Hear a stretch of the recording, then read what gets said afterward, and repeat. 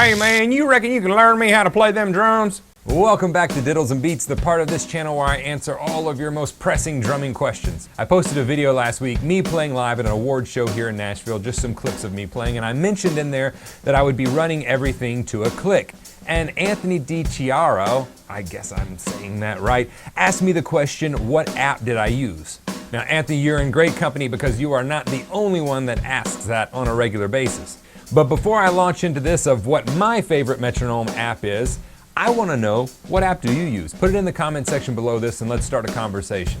Since I've started using an app for my metronome, I have only used one. Now there are several out there and they all offer great and a little bit different benefits, but they all do essentially the same thing. This is just the one that I found works best for me in my teaching situation with my website, as well as in live teaching with students, as well as on live gigs. That app is called METRONOME by EUM Labs. You can find it on Android devices as well as Apple devices. Now I want to do a little bit more than just tell you the name of it. This is not some kind of endorsed review. I am simply going to walk you through the functions of the app and why I like it in both a gigging situation and a teaching situation. Now, this is literally going to be a pretty informal walkthrough of the app. I'm not going to do a bunch of screen. I'm just going to really walk you through it and how I would use it. So first we'll just get to the app and we'll, there's my wife on the beach. And you think she's stalking me, seriously. So we'll click into it, Pro Metronome right there, and I'll kind of walk you through first thing and just all that it does. First we have up here at the top, we have your tempo, what it's going to be set to. Now if you want to change the tempo to this, there's a couple ways to do it, and I like it because you can do it on the fly, as well as I like it they have set lists, and that really comes in useful on the gig. So if we click this, we can actually tap into it and type in the number. If we want a different BPM, we can set that. We can type into it and clear it real quickly, put in 90 BPM, or whatever we'd like to do there. You can also adjust the tempo by tapping both sides here, which makes it very easy to adjust one or two clicks if a song's just that much slow and let's bump it up a couple BPMs. I can do that very quickly right there. As well as it has the old Apple spin dial that if you have the old iPod, you're used to spinning to forever, whatever song you wanted to. But this is really useful if you want to very quickly go up in tempo to 120 or whatever. So there's that. That's how you adjust the tempo. Over here, we have the time signature. You can tap into that. You can put what time signature you'd like to be in. Over here, this is going to control the left-hand side of the beat. So we're in 5/4 now. Over here, this will control, I'm trying to look at this and do this. This will control what note it is, so what the subdivision is, whether you're subdividing off of quarter notes or eighth notes, whatnot. So I'm going to set it back to 4/4 just so we don't go crazy while we're doing this. Then we have the subdivision. So this is going to be what it's actually clicking to. So right now I have it set to quarter notes. You can hear it's just your basic click. What I like about this is I can actually, by tapping this, I can either eliminate one of the beats or I can make it louder than the others. So if I wanted to make beats 1 and 3 louder than the others, I could go just like that and we'd have, or if I wanted to make this just slightly louder, right? Or you can eliminate it altogether, which I kind of like to do sometimes when I'm practicing, because then we have some timing studies. Right? So it mutes all of them except for that first one. Now tapping back into the subdivision, if we go back in there, you'll see that we can have different kinds of subdivisions. So I've got it on quarter notes right now. I can do eighth notes.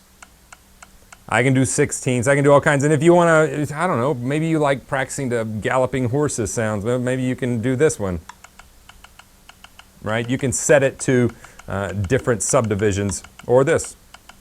Why? I don't know why I want to practice that, but you have the option to.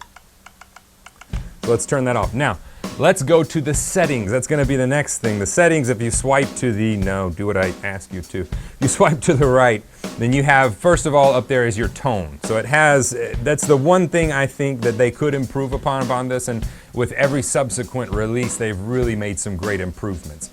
So the tone, if we hit, let's just go ahead and, so this is gonna, no, that subdivision is gonna drive me nuts. Why? Okay, so that's, if you ever wanted to practice that abrasive tone, it's there. We have that one.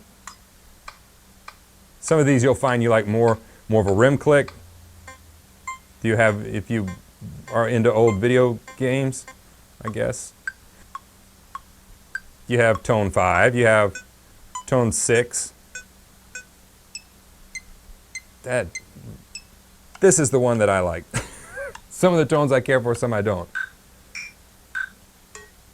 Cowbell, hi-hats.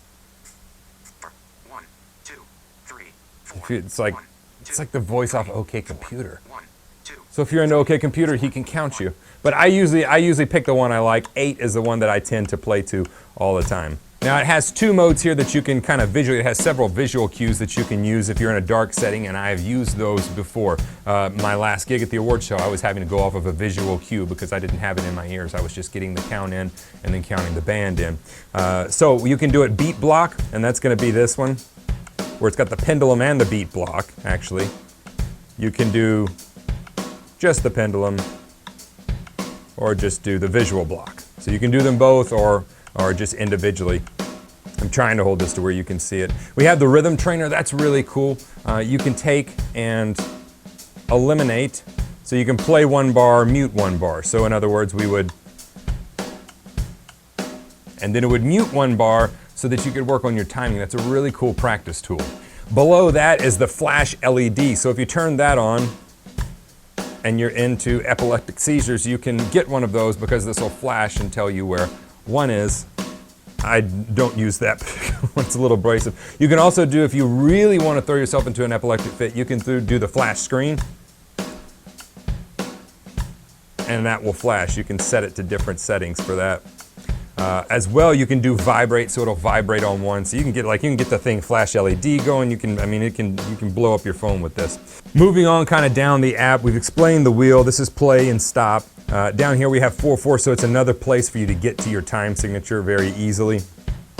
Then down here we have tap. If you're trying to find out the tempo to a song, you can simply sit there and tap, and it will tell you what BPM you're tapping at. So I'm between 119 and 120 right now.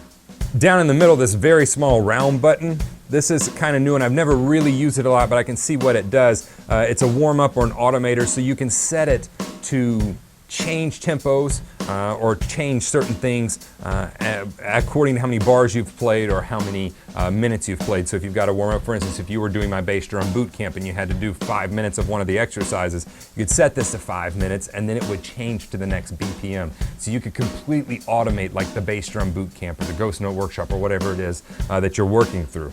Now we come to what I really love, okay? You can do landscape mode. This is going to become important. This tells you the time up here. You can also do landscape mode by hitting that, and you can obviously do it to that. But I didn't love landscape mode whenever I was going to my set list. This is the thing I love about this, and I'm sure other metronome apps do this, but they seem to do it really well for what I like to use. If you swipe to the left, you'll see that it comes up that you have a set list, so we can pre-program songs and tempos in there. That's great. Not only that, but you can save these. So I've got several. I've got the NU Awards, which I did the other night. I've got my default. You can set any of them to default that you want to. One I did for church, one for Robbie Johnson, which is an artist I play with. Okay, so you can edit those, add to it down here, be done with that. Now, this, you can write this little button up here allows you to add songs. So if you needed to add a song to that set list or adjust a song, you simply go into that song, adjust the tempo, adjust the beat, adjust the name, get out of it. We're done with that. If you want to add a song, there's a little plus button there. So we're done with that. Now, the thing I love about this is when I was live playing, my hand is getting so tired from holding this up. When I was live playing, I had trouble accurately hitting these very quickly. So, because I got big nubby fingers, and so I would hit like the wrong one, and I've counted a song off 3 or 4 BPMs too fast because I hit the wrong song. What they've added is something called stage mode. So when you hit stage mode, it's not landscape, it's not the other, but what it does is it makes the buttons about as big as your finger. And that's great. You can press it, starts clicking it, press it to stop it, press it to go to the next one, don't stop it at all, just press the first one and it automatically changes tempo. If we want to see the rest of them, so that has really helped me kind of not hit the wrong song whenever I'm trying to click into a song. And at the top, of course, they have a questions section where you can go find some frequently asked questions as well as an information about EUM Labs, the company that designed this. Now, I know that was kind of a quick walkthrough and stumble through of what this app does, but I found that for me, in a working situation, this app just works the best for the way that I want to use it. Does that mean it's the only app? No, absolutely not. There's a ton of others and a lot of great ones. This is just the one that I love to use. Hopefully this has given you a little bit more information on a great metronome app that I use on a daily basis in both my practice time as well as teaching on my website. If you're interested in taking online drum lessons with me, I would love to have you be a part of the Drum Shed. Just follow the link below this video, take a tour of the members area, and see what all the website has to offer. Tune back in on Wednesday for a review of the top 2 movies every drummer should see in 2015. Jump over to Facebook, Instagram, or Twitter. Hang out with me there. There's also a link below where you can follow and get a free downloadable lesson series, 30 Days to Better Doubles. Take the 30-day challenge. I promise it'll help you out. But regardless of what you do, I'll see you here in the next video.